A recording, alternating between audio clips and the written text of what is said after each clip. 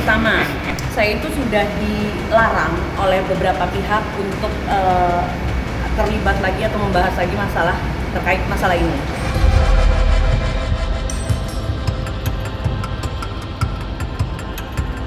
Kita bukan berarti berantem ya, nggak ada berantem ya. Iya.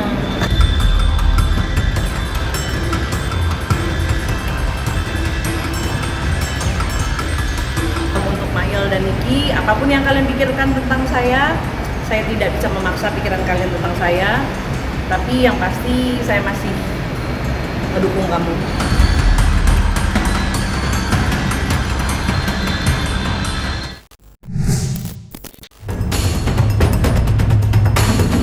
Rumit konflik hukum yang menimpa selebritis, Nikita Mirzani memang menyita perhatian jutaan masyarakat sejak lama.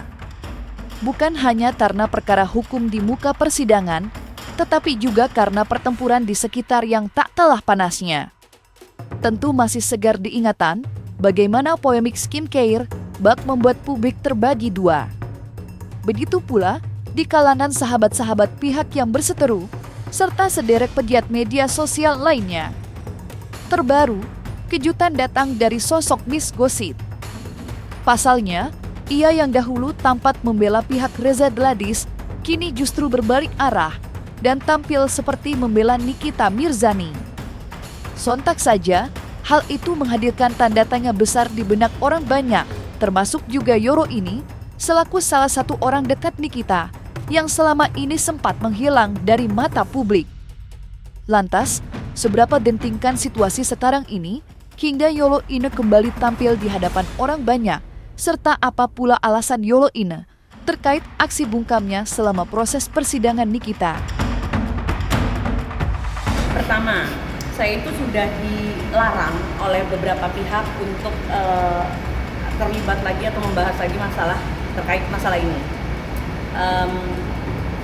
Dilarang ya. Terus kedua, saya hadir pun juga tidak bisa merubah keadaan, tidak bisa membantu apa-apa. Terus ketiga, kalau misalnya nanti saya datang cuma bikin gaduh, cuma dijadikan momen sama beberapa pihak, buat apa? Coba kita hitung ya, kita berhitung dari awal sidang sampai sekarang udah berapa pertikaian yang terjadi di persidangan? Apa nggak diketawain sama orang seberang? Satu atap ya. Satu atap tapi berantem gitu loh istilahnya, kan kasihan jadi nggak fokus. Kita lagi fokus nih di apa yang harusnya fokus di kasusnya Niki, terus jadi ada konflik baru. Jadi fokus. Nah, kalau lihatnya fokus Pecah fokus jadinya. Dan kalau menurut saya ngedukung tuh bukan apa ya? Lu nggak datang ke persidangan itu bukan berarti lu nggak ngedukung. Ya, Mayor punya cara sendiri lah. Ya, kita ngedukung dengan cara kita sendiri. Apa caranya, Kak? Ada deh. Apakah caranya bisa mengurangi masa Nggak bisa. tuntutannya? Maksudnya inilah kita nggak bisa berbuat apa-apa atas kasus ini, tapi setidaknya sampai detik ini kita masih dukung Niki dan Mail dan tidak menambah masalah baru. Kita bukan berarti berantem ya, nggak ada berantem ya. Iya, untuk Mail dan Niki, apapun yang kalian pikirkan tentang saya tidak bisa memaksa pikiran kalian tentang saya. Tapi yang pasti saya masih mendukung kamu, mendukung kalian sehat-sehat, sabar, semoga selalu dalam lindungan Allah dan dijauhkan dari orang jahat dah. Tak kalah mencolok perhatian publik, lewat kemunculannya ini, Yolo ini juga menyuarakan niat untuk memberikan sebuah telepon genggam bermerek mewah untuk Miss Gossip. Mengingat selama ini, Miss Gossip memang tidak pernah segan meminta barang itu kepada beberapa pihak, salah satunya Sitri Salhuteru. Akan tetapi, Yolo Ine tampak memberikan syarat khusus, yakni telepon genggam baru itu tidak diberikan secara cuma-cuma, melainkan harus ditukar dengan telepon genggam yang selama ini digunakan Miss Gossip. Lantas, seperti apakah penjelasan Yolo ini mengenai tawarannya untuk Miss Gossip, serta benarkah pula, lewat tawaran itu, Yolo ini juga berupaya untuk menguak sosok-sosok tersembunyi di balik kasus yang menimpa Nikita. Enggak sih, kita kan nggak ini ya. Nggak kenal, kalau aku nggak kenal dan nggak pengen kenal sih kalau aku. kalaupun dia sampai terjadi kita ada pertukaran barter HP, ya paling udah sebatas itu doang. Alasannya apa sih Kak barter Kak? Pengen tahu aja apa sih isinya di grupmu yang sebelumnya itu gitu, karena aku tahu ada grup yang ada beberapa nama di dalamnya juga. Aku cuma pengen tahu aja briefnya itu apa. Apakah grup ini berhubungan dengan sidang Nikita Mirzani yang lebih jauh? Pasti. Bukti-bukti juga berkaitan. Pasti. Kalau bukti saya tidak tahu, tapi yang jelas ini ada instruksi lah. Wajar dong saya pengen tahu apa isi HP-nya dia. Ya. Saya cuma pengen tahu itu aja sih. Sebenarnya saya nggak memberi dukungan ke siapa-siapa. Saya hanya lebih mengamati kasus ini semakin mendalam, karena saya rasa kalau ada kebenaran di pihak Nikita Mirzani, kenapa tidak untuk kita ungkapkan gitu. Kita pengen tahu aja nih siapa yang ada di balik Miss Gossip gitu. Terus kedua, kita merasa iba karena dari awal kan dia mintanya gantinya iPhone, tapi cuma diganti sama Android. Ya maksudnya ya kita pengen nyenengin lah gitu loh. Jarang-jarang kan. Kenapa? Sekarang udah ada yang ngasih di iPhone. Oh siapa? Entah siapa namanya, pokoknya ada lah yang dia udah dia ngasih di iPhone, alhamdulillah. Kalau misalnya dia masih perlu, ya itu kita mengajukan syarat. Syaratnya yang tadi. Tapi anehnya ketika dia merasa dia sudah punya apa yang kita minta, kenapa dia nggak langsung bilang ke kita? Bilang gimana tuh maksudnya? Entah dia bilang di forum apalah itu, di komal-komal siapa. Harusnya kan kita yang menawarkan, dia punya apa yang kita minta, dia langsung direct ke saya dong harusnya. Ya. Ini enggak. Forum yang membuat pecah. Kalau menurut aku yang ngomong ya. Ya. Terlepas dari polemik baru terkait sosok Miss Gossip, perjuangan Nikita Mirzani di ranah hukum juga tak kalah mencuri perhatian. Bagaimana tidak, pertempuran hukumnya dengan Reza Gladys kini sudah melebar dari perkara pidana, usai Nikita Mirzani resmi membuat pengaduan ke Komisi Pemberantasan Korupsi alias KPK atas tudingan adanya dugaan pengkondisian di balik proses hukum pidananya di Pengadilan Negeri Jakarta Selatan. Aduan itu pun sudah mendapatkan reaksi dari KPK yang resmi memanggil pihak Nikita untuk hadir menyertakan bukti-bukti baru kepada penyelidik.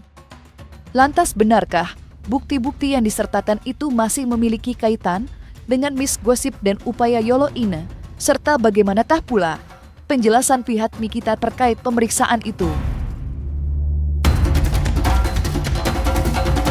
Ya beberapa hari yang lalu ya kami tim penasihat hukumnya Nikita Mirzani itu ada yang ke KPK termasuk saya sendiri.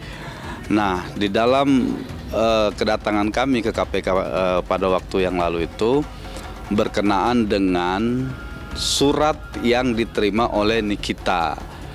Isinya apa? Isinya adalah pemberitahuan untuk melengkapi dokumen tambahan atau dokumen pendukung tentang adanya dugaan tindak pidana korupsi berupa suap dan atau gratifikasi itu. Alat buktinya atau barang buktinya yang kami serahkan itu tidak bisa kami sebutkan secara spesifik apa. Yang jelas kami serahkan pada saat itu kurang lebih ada sekitar 5 barang bukti atau 5 dokumen pendukung ya terkait dengan laporan itu, termaksud yang beberapa hari ini beredar adalah sebuah rekaman. Kalau ada seseorang menuduhkan ya ada penegak hukum menerima suap dari seseorang, maka seseorang yang melaporkan itu paling tidak memenuhi satu alat bukti yang meyakinkan KPK tentang misalkan ada aliran dana, ada bentuk percakapan langsung, ada bentuk video atau pertemuan secara langsung. Ya, itu yang menurut kami yang sering juga kami lakukan, melaporkan pejabat-pejabat negara, penyelenggara negara ke KPK. Tapi kalau menggunakan bukti rekapan ya 2 orang yang sedang bergosip terkait baju coklat yang bintang-bintang, kalau saya sebagai penasihat hukumnya, saya ini nggak akan mau menerima dan tidak mengarahkan terdakwa Nikita Mirzani membuat laporan.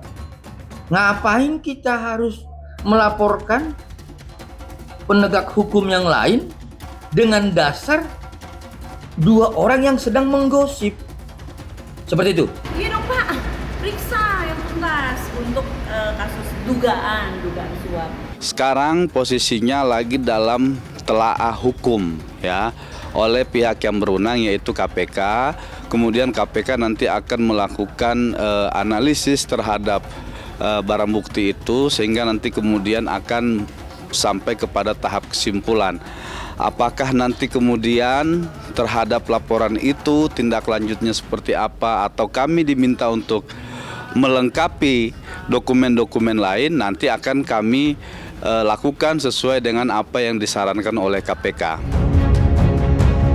Diperiksanya pihak Nikita Mirzani oleh KPK sejatinya sempat menjadi kontroversi. Hal itu bermula dari aksi Nikita Mirzani yang menguat adanya panggilan tersebut di hadapan awak media pasca menjalani agenda sidang lanjutan.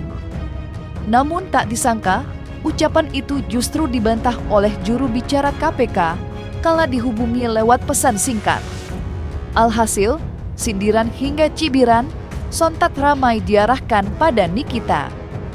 Guna menanggapi itu semua, Usman Lawara, selaku kuasa hukum Nikita Mirzani pun buka suara dan meluruskan semua. Lantas, seperti apakah pihak Nikita menanggapi spekulasi miring terkait laporan KPK yang kadung melebar kemana-mana? Niki pada saat itu kan lagi bersidang ya. Nah kemudian timnya memberitahu Nik, ini ada surat dari KPK ya. Kemudian Niki dikonfirmasi apa gitu kan. Nah, anggapan Niki pada saat itu surat itu adalah sebuah panggilan ya. Panggilan itu maksudnya panggilan untuk melengkapi kelengkapan dokumen-dokumen ya. Karena dia tidak membaca itu ya, dia menganggap surat yang diterima atau dikirimkan ke rumahnya itu adalah sebuah surat panggilan, sehingga dia dengan spontan pada saat diperiksa ya, di pengadilan itu saya baru dapat surat panggilan dari KPK.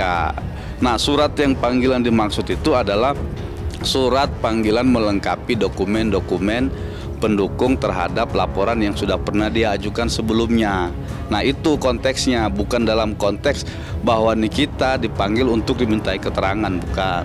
Saya sampaikan di sini adalah tentang soalnya adanya satu keterangan atau berita bohong yang disampaikan oleh terdakwa Nikita Mirzani terkait ya bahwa dirinya akan dipanggil pihak KPK. Karena hal itu sudah dibantah secara langsung melalui media yang kami baca oleh Bapak Budi Prasetyo sebagai juru bicara Komisi Pemberantasan Korupsi. Kalau KPK bilang bahwa KPK tidak pernah memanggil Nikita untuk diperiksa, ya benar gitu. Tapi konteksnya dia menerima surat untuk mendukung laporan yang sudah pernah dia layangkan sebelumnya itu. Maka kami pada hari Senin kalau nggak salah ingat itu ya, kalau saya nggak salah ingat itu kita datang ke sana untuk melengkapi dokumen-dokumen yang dimaksud oleh KPK. Entah kejutan apa lagi yang akan hadir dari kelanjutan kisah drama perseteruan hukum antara Nikita Mirzani dan Reza Gladys. Namun yang pasti, perkara ini nampaknya telah tiba ke babak penentuan. Buktinya, Nikita Mirzani dan asistennya, Mail, telah mendapatkan tuntutan dari pihak kejaksaan. Ya, Nikita dituntut pidana kurungan penjara selama 11 tahun, sedang Mail dituntut 7 tahun. Selain itu, keduanya juga dikenakan denda sebesar 2 miliar, subsidiar kurungan 6 bulan penjara. Terbilang memang berat, tuntutan yang jatuh untuk Nikita dan Mail. Berdasarkan penjelasan, berat hukuman itu dipengaruhi dengan sikap keduanya selama bersidang. Lantas benarkah hal itu membuat pihak kuasa hukum Nikita berasa bahwa pihak JPU lebih mengedepankan pertimbangan emosional ketimbang fakta persidangan, serta bagaimanakah pula Yolo Ine menanggapi tuntutan terhadap sang sahabat?